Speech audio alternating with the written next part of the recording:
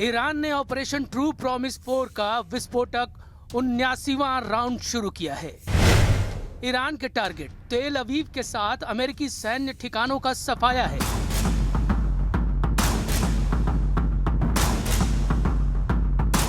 Trump 5 दिन शांति चाहते थे, ईरान ने उन्हें 50 मिनट भी नहीं दिए। युद्ध में जब सब कुछ ईरान के हिसाब से चल रहा है तो वो किसी को शांति से बैठने देने के लिए तैयार नहीं।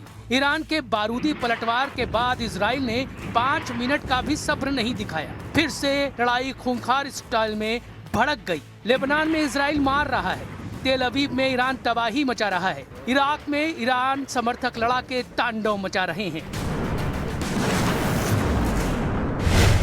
ईरान ने मिसाइलों से तेल अवीव के कई इलाकों में भारी तबाही मचाई है, जिससे इमारतों को बड़ा नुकसान हुआ है और कम से कम 4 लोग मारे गए हैं। वहीं इजराइल ने पूरे लेबनान में हमले किए हैं, जिसमें बशामोन शहर में 2 लोगों की मौत हो गई है। इजराइल ने ईरान के खुर्रम शहर पावर प्लांट में पाइपलाइन पर धमाका कर भारी नुकसान पहुंचाया है। ईरान के रेवोल्यूशनरी लड़ाकू ने भी जबरदस्त पलटवार कर रखा है। इजराइल में तबाही की फिल्म ईरान दिखाने लगा है। ये ड्रोन वीडियो ईरान ने रिलीज किया है, जिसमें तेल अवीव की बर्बादी के दृश्य हैं। ड्रोन वीडियो में मिसाइल धमाकों से खंडहर बनी इमारतें और कबाड़ बनी गाड़ियां देखी जा सकती हैं। ट्रंप के पीस ऑफर को ईरान ने मिसाइल धमाकों से खारिज कर दिया है। रेवोल्यूशनरी लड़ाकों ने वॉर स्टेटमेंट नंबर 46 रिलीज किया है, जिसमें कहा गया है कि इजराइल ने रेड लाइन क्रॉस कर दी है, जिसका भयानक बदला लिया जाएगा। ये ऐलान ट्रंप के 5 दिन शांति बनाए रखने वाले बयान के बाद किया गया है। यूएस मिलिट्री के सेंट्रल कमांड के चीफ ने आरोप लगाया है कि ईरान मिलिट्री टारगेट की जगह अब सिविलियन पर हमले करने लगा है। ईरान इंटरनेशनल को दिए इंटरव्यू में एडमिरल ब्रैड कूपर ने कहा कि ईरान में फिलहाल तख्ता पलट का कोई आसार नहीं है, क्योंकि ईरान की जनता सड़कों पर आने के लिए तैयार नहीं। ब्रैड कूपर ने आरोप लगाया है कि रेवोल्यूशनरी गार्ड नागरिकों को ढाल की तरह इस्तेमाल कर रहे हैं। They need to stop putting the wonderful Iranian people at risk by firing missiles and drones from inside populated areas. I've seen it with my own eyes. They continue to do this. They have no care for the people. Iran जिस तरह से attack mode में है, उससे Trump खुद को 5 दिन हमला करने से रोक पाएंगे, इसके आसार कम है, क्योंकि जिन मोहम्मद बागेर गलीबाफ से ट्रंप सीज फायर डील को फाइनल करना चाह रहे हैं, उन्होंने बैकफायर कर दिया है। ट्रंप ने दावा किया कि ईरान के टॉप लीडर से उनकी डील फाइनल होने वाली है। अमेरिका के न्यूज आउटलेट एक्सियोस ने व्हाइट हाउस के हवाले से बताया कि ट्रंप सरकार ईरान के संसद के स्पीकर मोहम्मद बागेर गलीबाफ को कॉन्फिडेंस में ले चुकी है। रिपोर्ट में ये तक कहा गया कि गलीबाफ से बातचीत करने के लिए अमेरिका के उपराष्ट्रपति जेडी वेंस को भेजने की तैयारी है। खबर है कि ट्रंप ने रेवोल्यूशनरी गार्ड के पूर्व लड़ाका को ईरान का नया सुप्रीम लीडर बनाने का ऑफर तक दिया है। ट्रंप दावा कर रहे हैं कि वो ईरान के सबसे इज्जतदार लीडर से डील कर रहे हैं।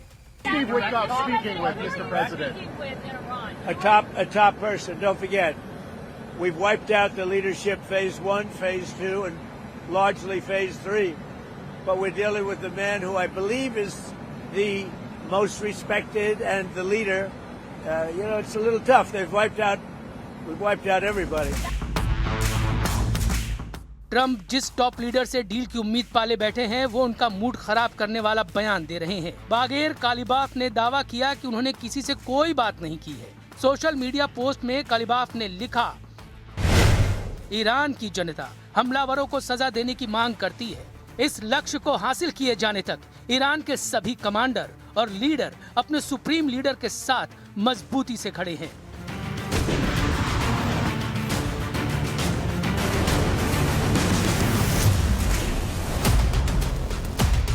ईरान ने कालिबाफ पर किए ट्रंप के दावों को फेक न्यूज कहा है। अब सच कौन बोल रहा है, कौन झूठ, ये तो पता नहीं, लेकिन कालिबाफ ईरान में बड़ा नाम है।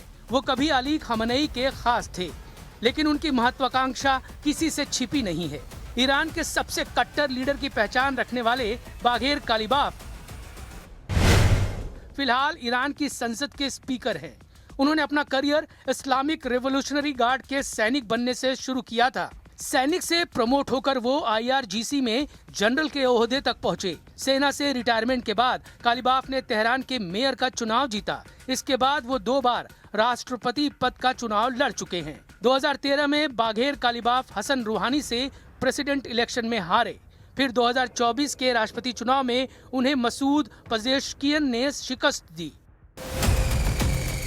शायद यही वजह है कि कालिबाफ की हसरतों को सुपर पावर कैश करना चाहता है, लेकिन ट्रंप के युद्ध में ब्रेक लेने से ही इजराइल की हार की भविष्यवाणी शुरू कर दी गई है। इसलिए इजराइल इस मोड़ पर युद्ध से पीछे हटने को तैयार नहीं। उधर इजराइल के पूर्व एम्बेसडर एलन पिंकॉस ये कह रहे हैं कि ट्रंप इजराइल के धोखे से पीछे हटने पर मजबूर हुए हैं। कतर के न्यूज चैनल को दिए इंटरव्यू में एलन पिंकॉस ने कहा है, अगर ट्रंप ने नेतन्याहू के एतराज के बावजूद बातचीत के लिए जोर दिया है तो ये संकेत है कि उन्हें इजराइल से इस बात पर धोखा मिला है कि जीत कितनी जल्दी और जबरदस्त होगी और सरकार बदलना कितना मुमकिन है।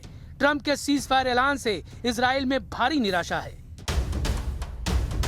द यरूशलम पोस्ट की रिपोर्ट के मुताबिक इजराइल को उम्मीद है कि ईरान से ट्रंप की डील की उम्मीद न के बराबर है, क्योंकि दोनों के अहम का टकराव उन्हीं मुद्दों पर अटकेगा जिनसे युद्ध भड़का।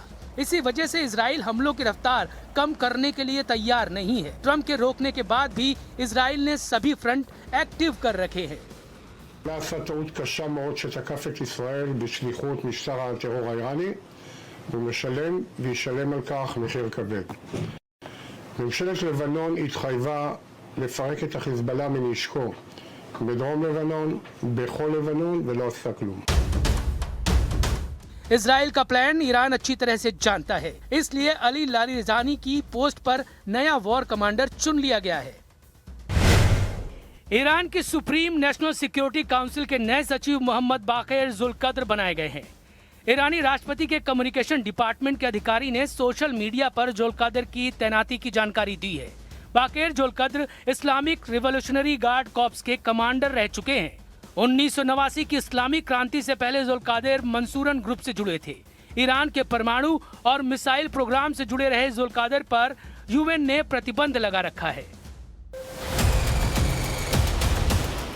ईरान की लीडरशिप को यकीन है कि वो लीड ले चुके हैं। खाड़ी देशों ने ट्रंप को क्लियर मैसेज दिया है कि युद्ध का अब एक एक दिन उन पर भारी पड़ रहा है। हॉर्मुज पर ईरान की नाकाबंदी खाड़ी मुल्कों की कंगाली की वजह बनने लगी है। अमेरिका को एहसास हो रहा है कि युद्ध उसके लिए हानिकारक है, लेकिन इजराइल का मकसद अभी पूरा नहीं हुआ है। ईरान में न सरकार बदली है, न ही ईरान के हथियारों के गोदाम खाली हुए हैं।